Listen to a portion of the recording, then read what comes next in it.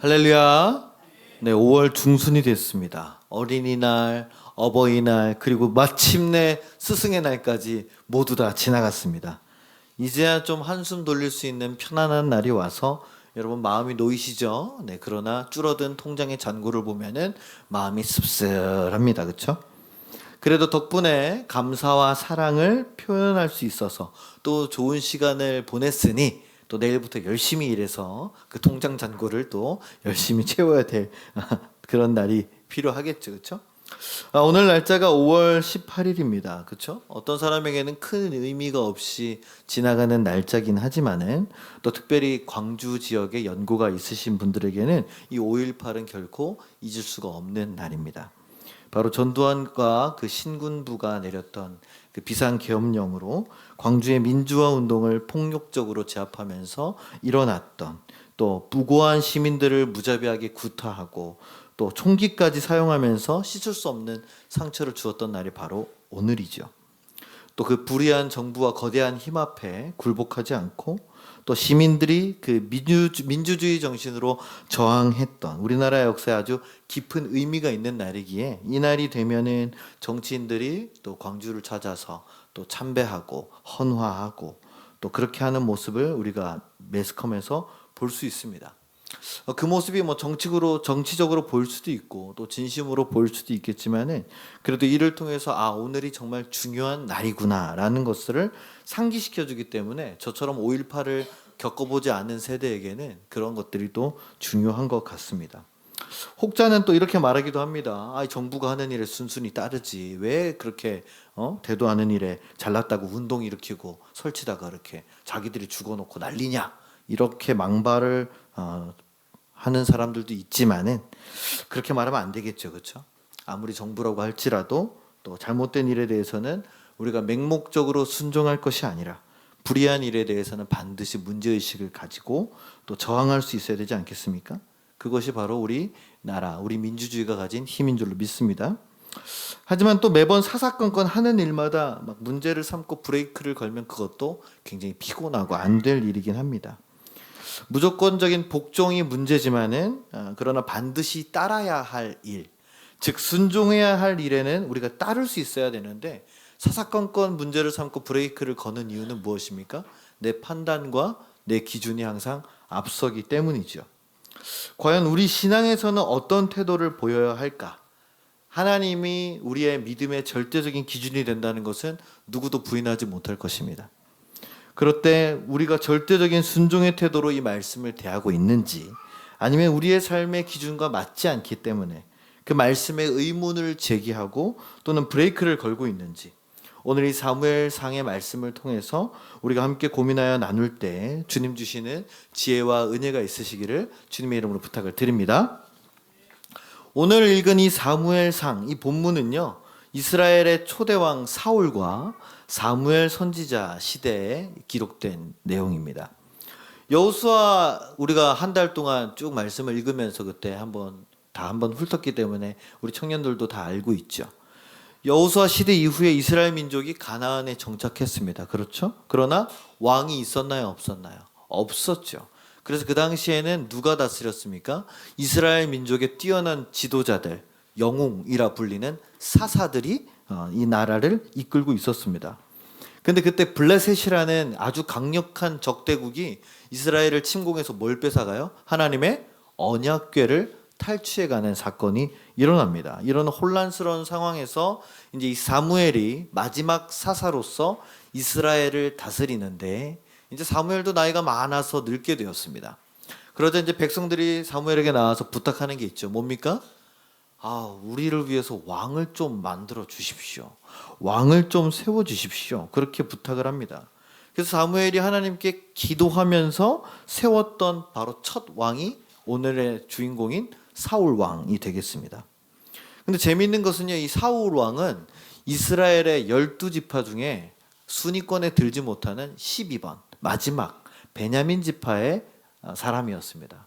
그러니까 왕위에 참여할 수 있는 대표성은 있지만은 아무리 경선을 해도 이길 수 없는 그 지파들이 훨씬 많았다는 거죠. 그런데 그가 하나님을 정말 사랑하는 사람이었다라고 성경은 기록하고 있어요.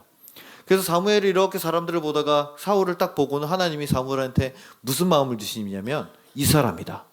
하나님께서 사무엘에게 이 사울에게 기름을 부으라는 마음을 주셔서 기름을 부어서 왕으로 세웁니다. 그래서 왕이 될 수 있었던 거예요. 그래서 이 사울이 이스라엘 초대 왕이 되어가지고 굉장히 이스라엘을 열심히 잘 이렇게 다스렸습니다. 그런데 이제 아말렉이라는 나라와 전쟁을 하게 되는 때가 오는데 그때가 바로 오늘이에요. 오늘 이 말씀. 자, 15장 여러분 아마 찾고 계시면 성경을 보시면은 15장 1절에서 3절 스크린으로도 나올 겁니다. 한번 보여주시기 바랍니다. 한번 읽어보겠습니다. 시작. 사무엘이 사울에게 이르되 여호와께서 나를 보내어 왕에게 기름을 부어 그의 백성 이스라엘을 위해 왕으로 삼으셨은즉 이제 왕은 여호와의 말씀을 들으소서. 만군의 여호와께서 이같이 말씀하시기를 아말렉이 이스라엘에게 행한 일 곧 애굽에서 나올 때에 길에서 대적한 일로 내가 그들을 벌하노니 지금 가서 아말렉을 쳐서 그들의 모든 소유를 남기지 말고 진멸하되 남녀와 소아와 젖먹는 아이와 우양과 낙타와 나귀를 죽이라 하셨나이다 하니. 자, 이제 이 사울이 이스라엘을 한 20년 정도 다스렸습니다. 이 사울의 총 이스라엘 통치 기간이 40년 정도거든요. 딱 중간 정도 온 거예요. 그때 이제 하나님의 명령이 사무엘 선지자를 통해서 오늘 옵니다. 무엇이었습니까? 아말렉을 어떻게 하라고요? 진멸하라고 나와요. 진멸. 이 진멸이라는 단어가 히브리어로 종교 전쟁을 쓸 때 쓰는 말입니다. 헤렘이라고 하는데요.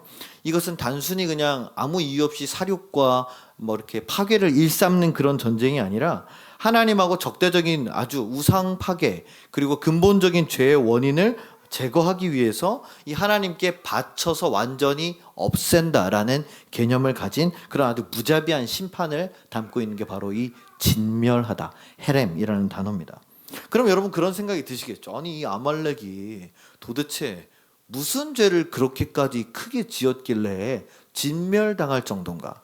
여러분 보시면 블레셋도 하나님께서 진멸은 안 하셨거든요.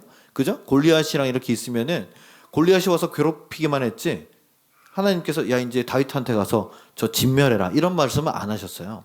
근데 아말렉은 진멸하라고 한단 말이죠. 왜 그런지 아십니까 혹시? 잘 모르실 거예요. 그렇죠? 저도 잘 몰라서 열심히 찾아봤습니다. 이 아말렉이 도대체 얼마나 큰 잘못을 했길래 하나님 이렇게 진멸하라고까지 하셨는가? 자, 신명기에 나오는 말씀인데요. 신명기 25장 17절에서 19절 말씀 우리 스크린에 나올 겁니다. 한번 보여주십시오. 자, 읽겠습니다. 시작. 너희는 애굽에서 나오는 길에 곧 그들이 너를 길에서 만나 네가 피곤할 때 네 뒤에 떨어진 약한 자들을 쳤고 하나님을 두려워하지 아니하였느니라. 그러므로 내 하나님 여호와께서 내게 기업으로 주어 차지하게 하시는 땅에서 내 하나님 여호와께서 사방에 있는 모든 적군으로부터 내게 안식을 주실 때 너는 천하에서 아말렉에 대한 기억을 지워버리라. 너는 잊지 말지니라. 아멘. 이 무슨 말입니까? 사울 왕 때에 아말렉이 잘못한 게 아니에요. 그 전입니다. 언제요? 이스라엘 백성이 이제 이집트를 탈출해서 홍해를 건너가지고 막 나왔을 때 그 꼬리를 누가 칩니까? 이 아말렉이 쳤다는 거예요. 그것도 맨 뒤에 꼬리니까 누굽니까? 아주 연약한 사람들만 있었던 거죠. 그죠? 여자들, 어린 아이들, 그리고 노인들. 이스라엘 백성으로 치면 자신들의 부모와 자신들의 자녀들과 아내들, 남자들은 다 앞에 있었으니까요. 그들이 다 뒤에 있었는데 그 뒤에 후미를 아말렉이 쳤다는 겁니다. 다 죽였다는 거예요. 이 아말렉이요, 되게 좀 치사한 게 이스라엘 백성이 이집트를 건널 때까지 다 이렇게 보고 있었던 거예요. 그죠? 건너에서. 그런데 보면은 이스라엘을 쫓아오던 군대가 바로 이집트 전차 부대 아니겠습니까? 그렇죠? 이집트 전차 부대가 그 당시 모든 전 세계 최강의 부대였는데 그 부대가 어떻게 됐어요? 쫓아왔습니까? 아니죠. 홍해에 그냥 꼴까닥 다 수장돼서 죽었잖아요. 그죠? 그걸 다 봤음에도 불구하고 그걸 봤으면 야, 쟤네 건드리면은 안 되겠는데? 그렇게 무서워해야 될 거 아니에요. 하나님을 두려워해야 될 거 아니에요. 그렇죠? 다른 모든 나라들은 이때는 안 건드렸거든요. 이스라엘 백성을. 무서워서. 근데 누구만 건드렸습니까? 아말렉이 건드리는 거예요. 아니야. 이때 때려야지 이러면서 막 그때 공격한 겁니다. 그래서 하나님이 이 사건을 기억했다라는 거예요. 이때 이야기를. 그러니까 벌써 여호수아보다 전 얘기니까, 그렇죠? 출애굽 시대니까 지금 여기까지 오는데 벌써 몇백 년이 지났겠죠. 그 몇백 년 전의 사건을 하나님은 다 기억하고 계셨다는 겁니다. 그리고 언제요? 평안할 때, 평화로울 때 아말렉을 지워버리겠다라고 약속을 하신 게 여기서 이루어지는 게 보입니다. 그러니까 우리가 성경을 잘 알고 있어야 이런 내용들이 이해가 되는 거예요. 그렇지 않으면은 그냥 아말렉 가만히 있는데 하나님 싹 지워버리네. 하나님 너무 잔인하신데, 우리가 그렇게 오해할 수 있단 말입니다. 그죠? 그리고 나서도 이제 이 아말렉이 가만히 있지가 않았습니다. 계속 이스라엘 백성들을 괴롭혀요. 틈만 나면 공격하고, 틈만 나면 공격하고. 이제 그 때가 된 거예요. 심판의 때가 된 겁니다. 자, 사무엘이 전한 이 하나님의 명령을 듣고 나서 사울 왕이 전쟁을 준비합니다. 다시 이제 사무엘상으로 돌아오면은 거기 15장 밑에 쭉 보면은 병력을 준비하는데 보병 20만 명, 그리고 이스라엘 백성 중에서도 싸움 제일 잘하는 싸움꾼들이 있어요. 누구지 혹시 아십니까? 유다 지파라는 사람들이에요. 유다 지파. 그래서 성경에 보면 뭐 유다 지파와 같이 맨 앞장서서 싸우는 사자새끼 같은 그런 그 백성들이라고 나오거든요. 그래서 유다 지파 약간 특공대 UDT 같은 사람들이에요. 그 사람들만 1만 명. 총 몇 명입니까? 21만 명을 사울 왕이 다 준비합니다. 다 준비해요. 그래서 야 가자. 그래가지고 아말렉 그 골짜기에 딱 다 매복시켜요. 21만 명을. 그래놓고 공격을 딱 하죠. 대성공입니다. 아말렉의 백성들이 사울 왕의 군대 공격에 속절없이 다 무너지는 거예요. 그래서 사울은 하나님의 명령대로 아말렉 백성들과 모든 것들을 진멸했습니다. 대승리를 거뒀고 하나님의 심판이 이루어졌어요. 그런데 여기에서 돌이킬 수 없는 결정적인 문제가 이제 발생하는 거죠. 오늘 사무엘상 15장 7절에서 9절을 한번 보겠습니다. 15장 7절에서 9절. 자, 한번 읽어보겠습니다. 시작. 사울이 하윌라에서부터 애굽 앞 술에 이르기까지 아말렉 사람을 치고 아말렉 사람의 왕 아각을 사로잡고 칼날로 그의 모든 백성을 진멸하였으되 사울이 백성과 아각과 그의 양과 소의 가장 좋은 것 또는 기름진 것과 어린 양과 모든 좋은 것을 남기고 진멸하기를 즐겨 아니하고 가치 없고 하찮은 것은 진멸하니라. 자, 여러분 문제를 발견하셨습니까? 하나님의 명령은 뭐였죠? 헤렘, 진멸해라. 한 명도 남겨놓지 말아라. 그거였습니다. 근데 사울 왕이 한 사람을 살렸죠. 누굽니까? 아각이라는 아말렉 왕을 살렸습니다. 그리고 또 뭘 살렸습니까?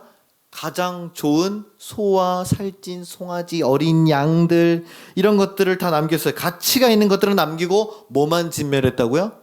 하찮은 것만 진멸했습니다. 자, 이게 누구 판단이에요? 사울의 판단이죠. 사무엘은 하나님의 명령을 그대로 전했습니다. 헤렘입니다. 헤렘. 다 진멸하는 겁니다. 싹 다. 그런데 사울이 개인적인 판단으로 내버려둬. 자기 마음대로 바꾼 거예요. 자, 이 일이 있자마자 하나님께서 사무엘에게 임하시는 장면이 나옵니다. 15장 11절입니다. 제가 읽어드릴게요. 내가 사울을 왕으로 세운 것을 후회하노니 그가 돌이켜서 나를 따르지 아니하며 내 명령을 행하지 아니하였음이니라 하신지라. 사무엘이 근심하여 온 밤을 여호와께 부르짖으니라 라고 쓰여 있습니다.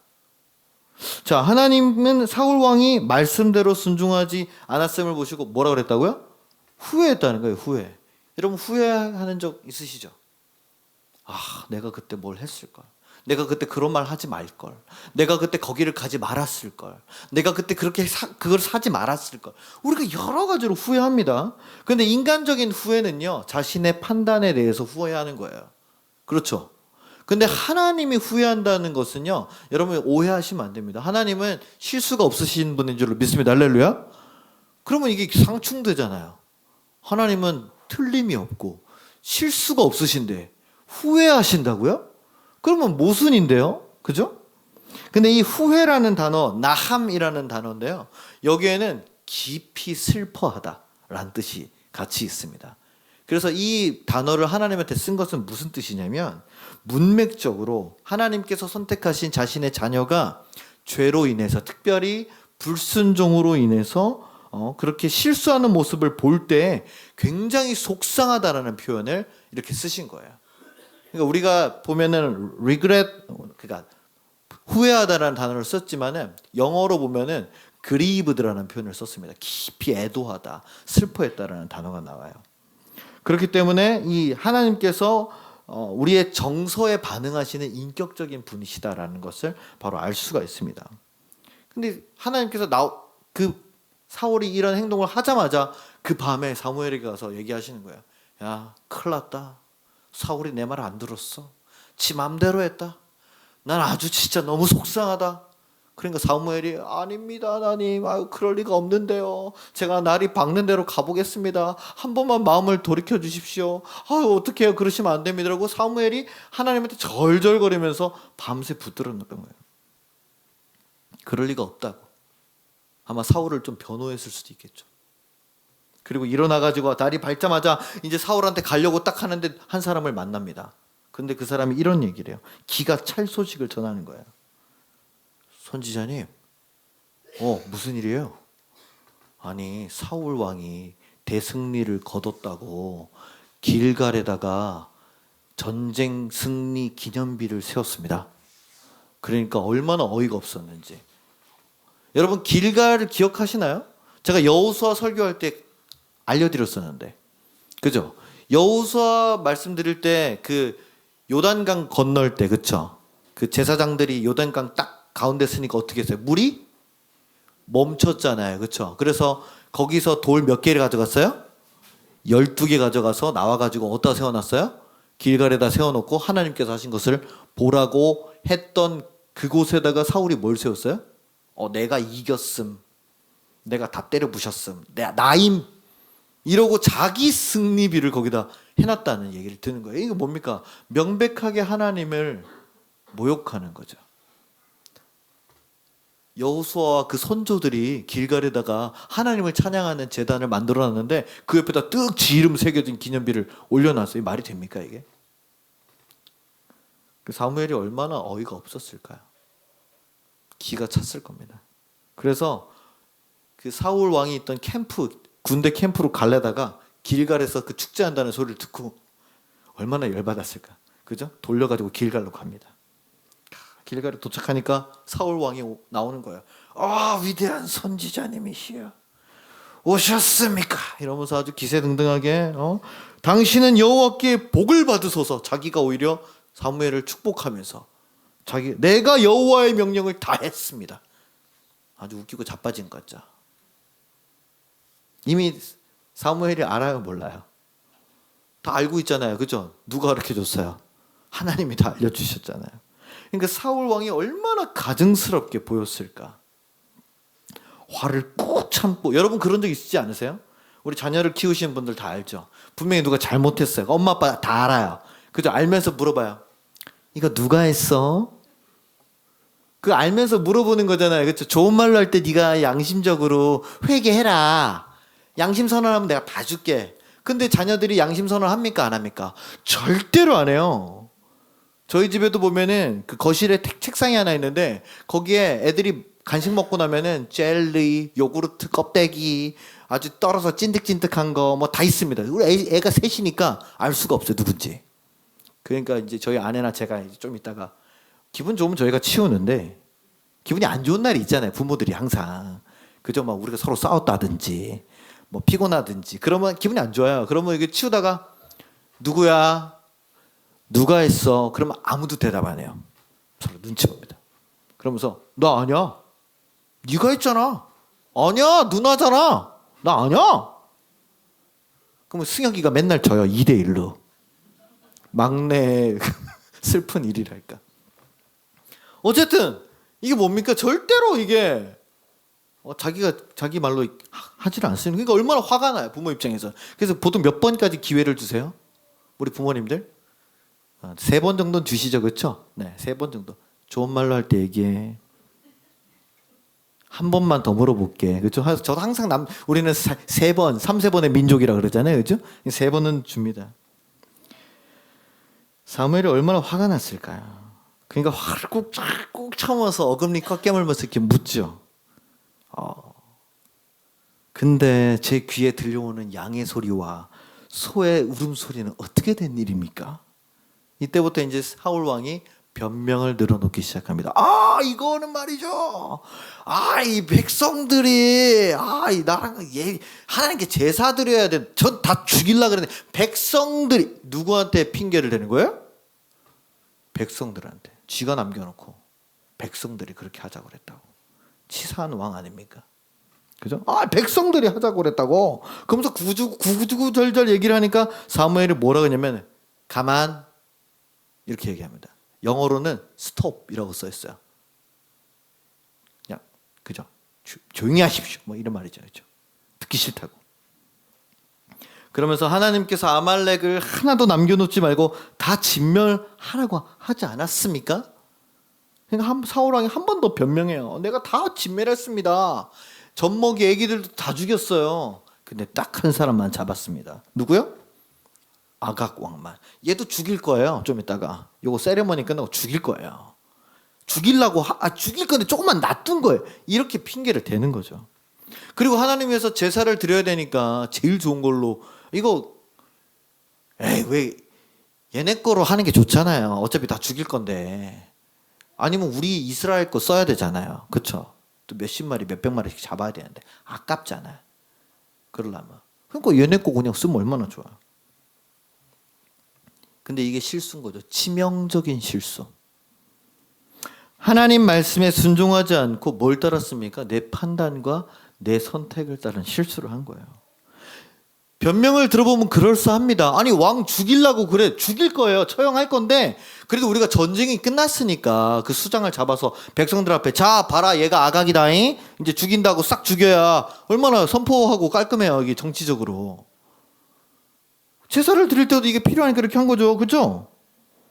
아주 그냥 일석이조. 좋은 문제죠. 좋은 대답이죠. 그럴싸합니다. 이스라엘 왕의 입장에선 충분히 합리적이라고 생각이 돼요.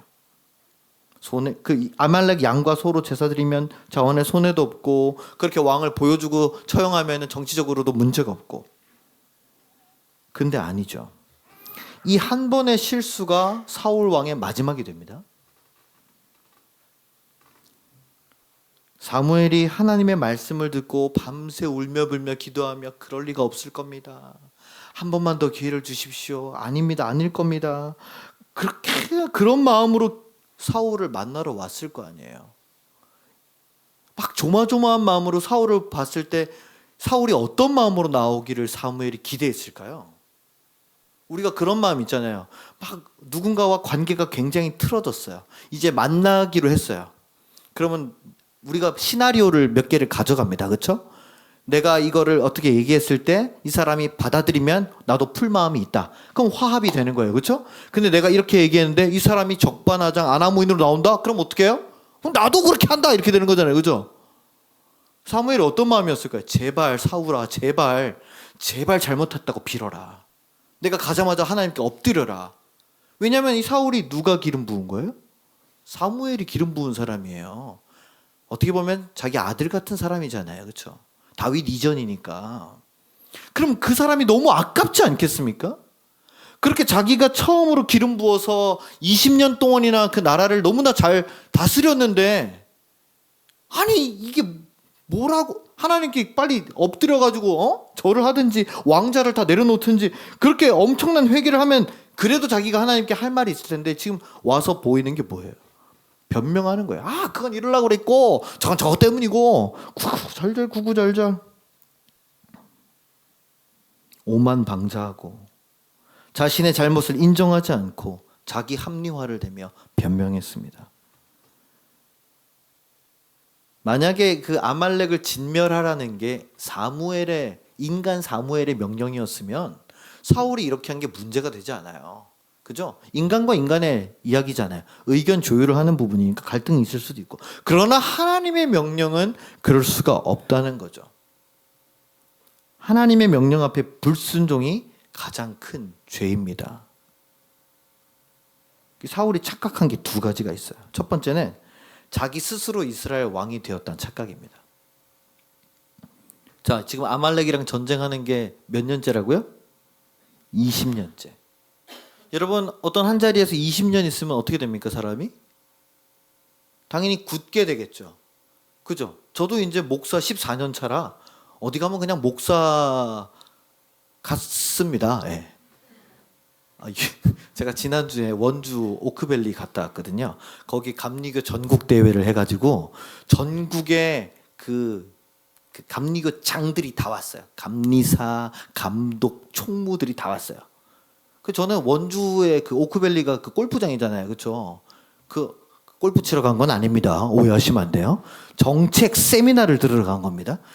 저는 이제 처음 가 보니까 오크밸리고 하니까 그냥 편안하게 옷을 입었어요. 제가 야유회 갔을 때 보셨죠, 그렇죠? 그거 비슷하게 입고 갔어요. 모자만 안 썼지. 그냥 똑같은 바지에다가 운동화 신고 뭐 위에 티 하나 걸치고 쫄래쫄래 갔어요. 근데 세상에 가니까 전부 다 정장에 넥타이 메고 오셨더라고요. 이야, 저만 그렇게 입고 온 거예요. 그 자리에 제가 제일 막내거든요.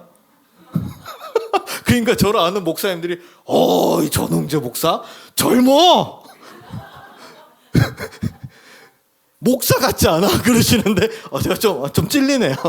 저는 어디 가나 목사라고 생각을 하는데 하여튼 뭐 그런 해프닝이 있었습니다. 제가 하고 싶은 얘기는 뭐냐면 거기 가서 보니까 야, 여기에 오는데 1박 2일짜리인데도 저 양반들 다 저렇게 목사라고 이렇게 넥타이하고 정장 입고 다 전부 다 새까만 정장 입잖아요. 그것도 무슨 골프장에 조폭 모이는 것도 아닌데 뭘 저렇게까지 입고 오나 저는 생각이 드는데 그게 뭐예요? 타성에 젖은 거예요. 제가 예의가 없다는 게 아니라 꼭 그렇게까지 안 입어도 되지 않아요? 사람 좀 유연하게 사고를 해야지. 예. 그러니까 이 사울 왕도 뭡니까? 20년째 왕인 거예요. 20년째. 근데 제가 아까 말씀드렸죠. 이 사울 왕의 지파 가문이 몇 번째라고요? 12번째. 베냐민 지파입니다. 그러면 이건 무슨 말이냐면은 이스라엘 역사상 권력을 한 번도 못 잡아본 가문인 거예요. 완전 쩌리 오브 쩌리.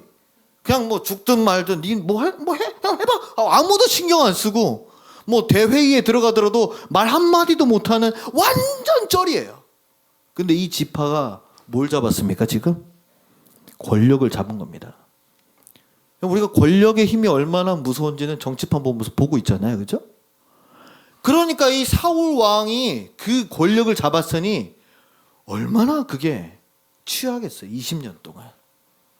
맨날 형님들 눈치 봐야지 다른 가문들 눈치 보던 그 사울 왕의 베냐민 지파가 왕 로얄 패밀리가 됐어요. 그러니까 어떻게 되겠습니까? 안하무인이겠죠. 그냥 뭐 내가 하는 대로 다 하고. 그러니까 누가 세웠어요? 하나님이 세우셨잖아요. 근데 무슨 착각을 하는 겁니까? 내가 됐다고 생각하는 거죠. 그 자리를 하나님이 보존해 주신 건데 내가 하고 있다는 착각을 하는 겁니다. 물론 사무엘 선지자와 하나님을 존중하지만은 점점점 그 안에 든 생각은 뭐냐? 내가 왕인데 뭐 내 마음대로 할 수 있지. 내가 20년 동안 다스렸는데 아말렉 왕 뭐 하나 살려둔 게 뭐 그리 큰 잘못이라고. 그럴 수 있지. 이런 생각이 그에게 있었다는 얘기입니다. 이 첫 번째 착각이에요. 자기 스스로 왕이 됐다. 두 번째는 뭐냐? 아말렉과의 전쟁에서 승리했죠. 그렇죠? 21만 명 데리고 나가서 승리했습니다. 한간에는 아말렉 백성의 그 군대가 60만이 넘었다고 얘기를 해요. 그러니까 엄청난 대승리인 거죠. 그죠? 그런데 그 승리가 누구 때문에 됐다는 착각이에요? 자기 때문에. 근데 이 사울 왕 때 전쟁을 많이 했는데 많이 이겼어요. 근데 여러분 구약 시대 때 전쟁을 항상 떠올릴 때는 전쟁은 누구 것입니까? 전쟁은 나에게 속한 것 아니니? 누구한테 있습니까? 하나님께. 그 찬양도 있잖아요. 그렇죠? 주를 찬양, 손을 들고 찬양. 그렇죠? 전쟁은 나에게 속한 것 아니니. 여호수아를 떠올려 보십시오. 여호수아가 전쟁 나갈 때 자기 혼자 아무 때나 나갔습니까? 그런 적 딱 한 번 있거든요. 그때 완전 졌어요. 완전 대패했습니다. 그래서 그다음부터 어떻게 했습니까? 항상 물어봤죠. 제가 이번에 나갈 건데 아이성을 쳐도 되겠습니까? 여리고성을 어떻게 치면 되겠습니까? 하나님께서 일러주신 시기와 방법에 따라서 듣고 순종해서 나가야 승리하는 거예요. 근데 이게 무슨 말입니까? 가만히 있다가 20년째 되던 때 하나님이 평화로운 시대 때 아말렉을 진멸하라고 얘기하셨어요. 이 말은 뭐냐? 아말렉을 너희 손에 줬다. 그죠? 10,000명을 데리고 나가도 이겼을 것이고 21만 명을 데리고 나가도 무조건 승리하는 거예요. 이거는. 왜? 하나님께서 그렇게 허락하셨기 때문에. 근데 그 승리가 누구 거라 착각합니까? 사울이? 내 거. 그래서 길갈에다 뭐 세웠다고요? 기념비를 세웠다고요. 사울의 이 실수가 결국 하나님을 떠나가게 만듭니다. 그래서 오늘 본문이 나오는 거예요. 여호와께서 번제와 다른 제사 드리는 것을 그의 목소리를 청종하는 것 같이 좋아하겠습니까? 이 이중 의문문입니다. 이게 무슨 말이에요? 하나님께서 좋아하시는 것은 번제나 제사도 맞지만 그것보다 더 좋아하시는 게 뭐예요? 하나님의 말씀을 청종하는 것, 즉 순종하는 것을 좋아하신다라고 얘기하는 거예요. 그래서 나오는 게 뭡니까? 따라합시다. 순종이 제사보다 낫고 듣는 것이 순양의 기름보다 나으니 할렐루야. 그걸 얘기하는 겁니다. 순종을. 그런데 그 뒤에 나오는 게 뭐냐면 왕이 여호와의 말씀을 버렸으므로 여호와도 이제 왕을 버려 왕이 되지 못하게 하셨나이다. 그러니까 사울이 그제서야 깜짝 놀라가지고 정신을 번쩍 차리면서 이제 사무엘을 붙잡고 잘못했습니다. 한 번만 봐주십시오. 제가 잘못 생각했습니다. 한 번만 더 기회를 주십시오 하고 난리가 나서 얘기하지만 사무엘이 한 번 더 확인시켜주면 아니요. 왕이 말씀을 버렸습니다. 그래서 하나님도 왕을 버렸습니다 하고 탁 돌아서는데 사울이 사무엘의 옷을 탁 잡는 거죠.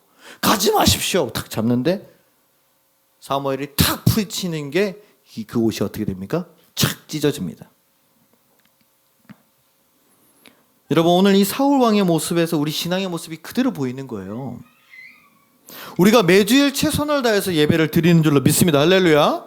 하나님의 말씀을 듣고 기도하고 또 돌아갑니다. 이 시간에 하나님께서 나에게 주시는 말씀이라고 우리가 생각하지만은 들으면서도 내 머릿속으로는 내 생각으로 판단할 때가 많다는 거죠. 에이 저건 아니지. 저건 저렇게 말씀하시면 안 되지. 에이 저거는 맞지 않네. 에이 그걸 그렇게 말씀하시면 누가 하나. 전 목사님의 개인적인 생각이지. 다 맞는 말씀이지만 내 지금은 못해. 나중에 해야지. 다음에 해야지 어떻게. 어떻습니까? 하나님께서 아말렉을 진멸하라는 그런 무자비한 심판의 명령을 내리셨지만은 사울 왕은 자기를 드러내기 위해서 그 명령을 자기 입맛대로 바꿔버립니다.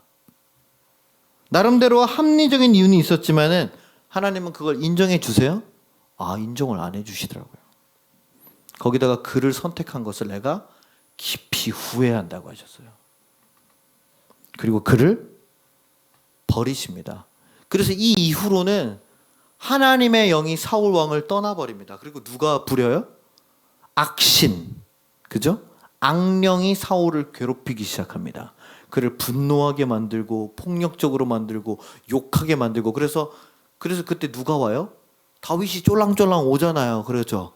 그 조그만 13살짜리한테 야 비파 좀 켜라 그랬더니 다시 드르릉 하니까 좋다 그러면서 다윗이 켜주는 찬양 소리만 들어야 사울이 잠을 잤다고 해요. 그죠? 그래서 어떻게 20년 동안 죽는 날까지 사울은 거의 미친 사람처럼 살다가 결국 어떻게 됩니까? 전쟁터에서 자기 아들도 죽고 자기도 적군 손에 죽을 것 같으니까 자기 칼에 자기를 찔러서 죽고 비참하게 죽지 않습니까? 결국 그 나라가 누구한테 넘어가요? 목동이었던 다윗에게 넘어갑니다. 여러분 이것이 무엇을 뜻합니까? 하나님께 순종하지 못하는 순간 우리는 하나님께 멀어진다는 거예요. 엄청나게 크게 실수한 게 아닙니다, 여러분. 지금 여기 있는 여러분이나 저나 엄청나게 실수하시는 분들이 없어요. 뭐 무당한테 가서 전 보시는 분 없으시죠? 제가 알기로는 없는데.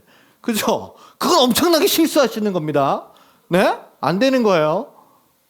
뭐 신천지에 계시는 분 없으시죠? 네. 불교 가서 법회 참석하시는 분 없으시죠? 그거 엄청나게 실수하시는 거예요. 그건 안 돼요. 그럼 우리가 뭐 실수한 게 뭐가 있을까요? 뭐 예배 시간에 좀 늦는 거? 예배 시간에 좀 피곤해서 조는 거? 뭐 바빠가지고 못 나오는 거? 헌금하려고 하는데 넉넉치 않아서 못하는 거? 바빠서 하여튼 뭐 그 정도밖에 없단 말이죠. 그죠? 그런데요, 이 단절이 무섭습니다. 조그만 틈 한 개예요. 조그만 틈 한 개. 다 죽이라 그랬는데 아각 한 명 살린 거야. 아각. 근데 그걸로 어떻게 됩니까? 완전히 버림받더라고요. 완전히. 사무엘은 그 이유에 대해서 말합니다. 그 실수를 사무엘이 무섭게 표현하는 게 뭐냐면 왕이 말씀을 버렸으므로라고 얘기해요. 와, 되게 무섭지 않습니까? 그 실수 하나인데 자기 합리화로 내 입맛에 맞춰서 뭐 좀 이렇게 바꾸지 뭐. 뭐 이번에 못하니까 이렇게 하지 뭐. 뭐 어쩔 수 없지 뭐. 어쩔 수 없지 뭐로 바꾼 거를 하나님이 뭐라고 우리한테 얘기하시면 네가 말씀을 버렸다라고 얘기하시는 거예요. 그러면 나도 널 버리겠다라고 하시는 거예요. 너무 무서운 얘기 아닙니까? 그 이후로 하나님이 함께하지 않으시는 거예요.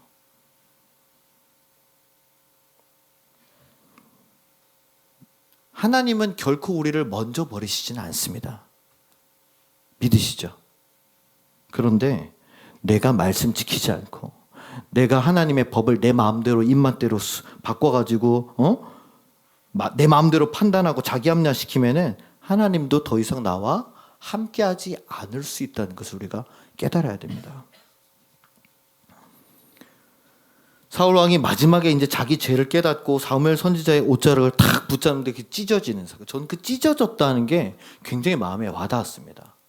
이게 얼마나 무서운 일인가. 누가 내 옷을 탁 잡았는데 놔 하면서 탁 뿌리치는 그런 영화 같은 거 보이시잖아요, 그렇죠? 그럼 어떻게 해요? 탁 찢으면서 이러면서 탁 자빠지고 막 울고 끝나잖아요, 그렇죠? 그죠? 연인간에 막 헤어질 때도 그러고 뭐 그런 게 나오거든요. 사무엘 선지자의 옷이 찢어졌다는 게 뭘 뜻합니까? 그때 당시에 하나님의 말씀을 유일하게 전하던 게 누구예요? 사무엘입니다. 이제 더 이상 이어질 수 없다는 걸 의미하는 거예요. 완전한 단절이죠. 사울을 왕으로 만들어주고 모든 것을 베풀어 주셨던 그 축복의 통로가 찢어지고 말았습니다. 하나님의 말씀을 내 마음대로 바꾸고 변경했던 그 죄가, 그 실수가 하나님으로부터 오던 모든 축복을 쏟아버린 거예요. 그래서 순종하지 않는 결과는요, 불순종은 곧 하나님과의 단절입니다. 하나님으로부터 오던 보호와 사랑이 사라지면요, 나에게 뭐가 남는 줄 아십니까? 원망이 남아요. 짜증이 남아요. 불평이 남아요. 예민함이 남아요. 교회 나오는 게 귀찮고 짜증나고, 이 교회가 도대체 나한테 해준 게 뭔데? 교회 사람들도 자기가 나오면은 오랜만에 나왔다고 괜히 쑥덕거리는 것 같고, 자기 무시하는 것 같고, 아무도 나를 이해해주지 않으려고 하고, 더 잘하라고만 채찍질하는 것 같고, 그럼 더 이상 신앙이 나한테 아무런 도움이 안 된다고 느껴지는 거예요. 그러자 뭐가 임했다고요? 하나님의 영이 떠나자 악한 영이 임했다고 그랬습니다. 악한 영이. 그를 끊임없이 괴롭히고 악하게 만들고 머리를 아프게 만들었던 그 사울. 그의 인생이 얼마나 비참했습니까? 여러분, 근데 우리는 어떻습니까? 말씀에 100% 순종하지 않고 살아도요, 뭐 큰 문제 없습니다. 직장에 뭐 큰 문제 없어요. 건강에도 뭐 큰 문제는 없습니다. 그냥 살아가듯이 살아져요. 그죠? 그 왜 그런 줄 아세요? 그나마 예수님의 십자가가 있어서 그렇습니다. 구약 때는 뭐 아니면 도예요. 너 끝하면 끝이에요. 돌아갈 길이 없어요. 그죠? 도대체 용서받을 길이 없습니다. 근데 우리는 누가 있습니까? 야, 예수님이 십자가에 달려서 죽으시고 부활하셔가지고 그 통로를 만들어 주셨어요. 그죠? 죄의 단절의 그 깊은 계곡을 십자가가 놔줘서 우리가 일로 갔다가 또 넘어올 수 있어요. 갔다가 또 넘어올 수 있어요. 얼마나 은혜입니까? 몇 번을 실수해도 하나님이 십자가 은혜로 많이 봐주시고 있는 중인 줄로 믿으시기를 바랍니다. 그러나 우리가 착각하는 게 있어요. 옷자락이 찢어질 수 있어요. 그런 과정을 많이 반복하게 되면 찢어지게 됩니다. 그럼 단절이 되는 거예요. 야, 내가 오랫동안 교회 다녀봤는데 별거 없더라. 그런 사람들 주변에 얼마나 많아요. 내가 학생 때 찬양단도 하고 회장도 하고 내가 다 해봤는데 어른 되면서는 그게 아무 쓸모없다는 걸 알게 됐어. 그래서 어때요, 그 사람들은? 바쁘죠. 늘 힘들죠. 마음에 평안이 없죠. 돈 벌어야 돼요. 돈 벌어야 돼요. 돈 벌어야 돼요. 돈 벌어야 돼요. 집 바꿔야 돼요. 자녀들 어디 보내야 돼요. 책임져야 돼요. 노후 준비해야 돼요. 돈 벌어야 돼요. 돈 벌어야 돼요. 없어요, 뭐가. 근데 우리는 어떻습니까? 그래도 어떻게든 되겠지 뭐. 하나님께서 계시니까. 에휴, 괜찮아요. 에휴, 뭐 어떻게든 되겠죠. 안 되면 말고 뭐. 그 우리 그리스도 신앙 아닙니까? 여러분, 옷자락이 찢어지지 않으리란 법은 없어요. 내가 불순종한 죄를 깨닫고 돌이켜서 그 옷자락을 붙잡더라도 그때가 너무 늦어버린다면 그 옷자락이 찢어질지도 모른다는 것을 우리가 경계심을 가져야겠습니다. 나에게도 아말렉과 같은 심판의 때가 언제 임할 때 몰라요. 이 오랫동안 묵은 거라니까요. 출애굽 때부터 묵혔던 게 사울이 왕이 되고 나서도 곧장 된 게 아니라 20년을 더 기다렸다가 심판이 임한 거예요. 여러분 혹시 뭔가 내 인생에 지금 힘든 일이 있습니까? 뜻대로 안 되는 게 있으세요? 심판을 받는다고 생각하실 수도 있습니까? 그렇게 되지 않기 위해서 우리가 이 사울 왕의 뼈아픈 실수를 기억하길 원합니다. 딱 한 가지였어요. 그거를 내 마음대로 바꾼 극이 큰 거예요. 불순종이 딴 게 아닙니다. 저 시간 없어서 못 가겠는데요. 이게 아니에요. 그것도 불순종이죠. 근데 그거보다 더 위험한 거는 뭐 애매하게 바꾸는 거 이런 것들이에요. 자기 합리화가 제일 무서운 불순종임을 여러분 깨달으시기를 부탁을 드립니다. 매 순간 매 삶 속에서 나에게 주시는 하나님의 말씀에 귀 기울이고요. 여러분 아무리 작고 사소한 일에 대해서도 여러분이 결단하셔야 돼요. 제가 목사가 와가지고 자 여러분 다 청소하십시오. 다 성경 필사하십시오. 뭐 이독하십시오. 새벽기도 다 나오십시오. 그거는 제 말이죠. 순종이 아니에요. 그죠? 그러나 여러분이 말씀을 들으시고 마음속에 감동되는 게 있습니다. 아, 내가 기도해야겠구나. 내가 말씀 봐야겠구나. 내가 내 마음대로 하나님의 말씀을 내가 바꾸면 안 되겠구나. 내가 하나님을 속이면 안 되겠구나. 거기에 순종하는 저와 여러분 되시기를 주님의 이름으로 간절히 축원합니다. 아무리 작고 사소한 일이라도 하나님께 묻고 순종할 때 내 모든 것을 아시고 채워주시는 그 손길을 믿고 의지해야 될 줄로 믿습니다. 그래야 단절되지 않아요. 그래야 찢겨지지 않습니다. 마지막으로 붙잡을 때 그곳이 찢어지는 게 아니라 예수님이 그 손을 탁 잡으시면서 다시 해보자 라고 말씀해 주시는 그 음성을 듣는 저와 여러분들 되시기를 주님의 이름으로 간절히 축원합니다.